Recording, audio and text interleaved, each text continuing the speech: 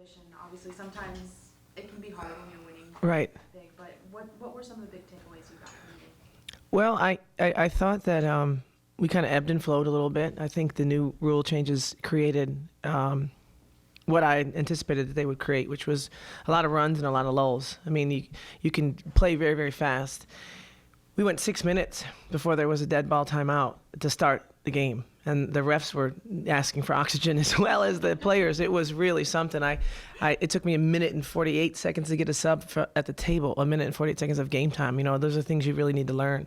I've coached it before, but it's just interesting. I'm like, well, why isn't she in yet? Why? You know, there's just not as many dead balls. And so those are things that you have to really think your late game lineup. If there's 4 minutes to go in a game, 3 minutes to go in a game, neither team has a timeout, you better have them in. You know, so used to being able to kind of offense, defense, sub at the end. So there's some things that'll change. But as far as my team, I thought that these rules are totally in our favor. I mean, they allow us to use our depth, which I thought was incredibly important in that game, and allowed us to play at the pace where, you know, there's no time to look back at the coach and get the play sent in. You know, you can't do that anymore. That's the point. And so we actually have a read and react offense. So we were pretty seamless with that. Was there anything that surprised you watching it again?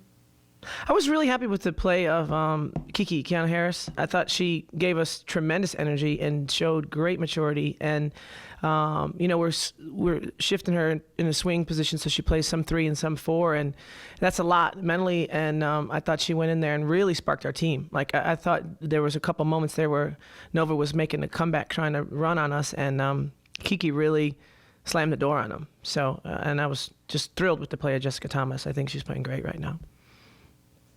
You noticed that just the sense of excitement has it gone through the roof a little bit this week as it gets closer?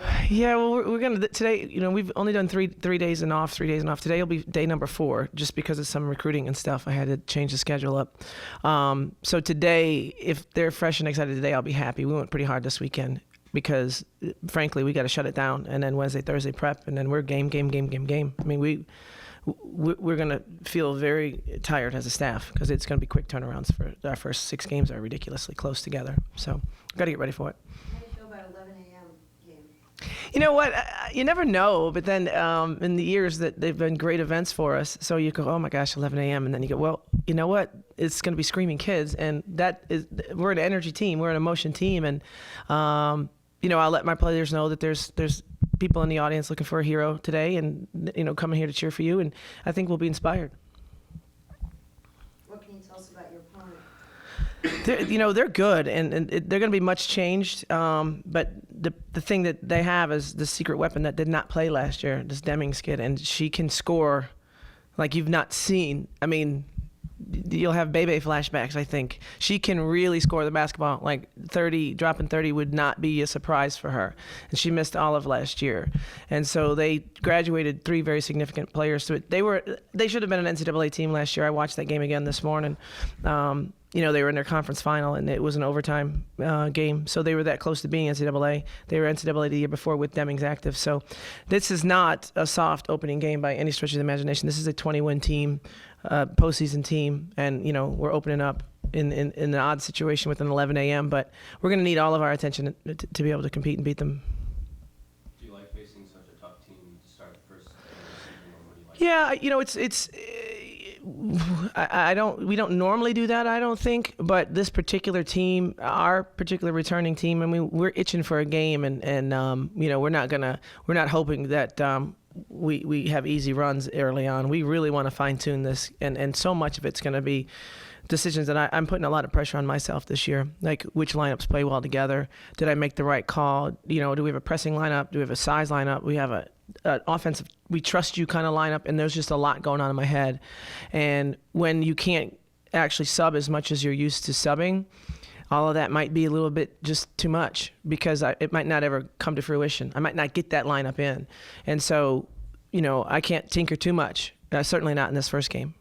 When you look at the schedule, you mentioned obviously how close Wow. those first 6 games are. Yeah, A couple of them on the road. You're going to be Right. away from the buck for a little bit. Right. How big is that going to be towards building that chemistry Right. that everyone talks about? Well, we just have to, you know, there's going to be no time for anybody to, you know, get in their own heads or get their feelings hurt. Like, you know, I told them yesterday, we scrimmaged the practice squad yesterday. I said, the starting lineup is going to depend on the matchup, period. Like, we have a good 7, 8 people that are absolutely 100% ACC starters. That's a great problem to have. But we can't even have 2 seconds of what that means. What does that mean? No, nothing. We can't have any of that. And I think with women, you know, when you have a group of women, they're trying to figure out what their role is and what coach needs from them. I have just tried to be very, very clear. Like, I need you to do this, and you absolutely can't do that. You know what I mean? And I'm as clear, and I just don't feel like there's any time to waste with this particular team. And so they're getting really, really honest, pretty loud and clear feedback from me, and that's what I just have to do for the first month. I mean, we don't have time to write a nice little note to get your spirits up. Like, it's like, let's go. And so when we start, we really start. Anything else for Coach Meier? Awesome. Thank you.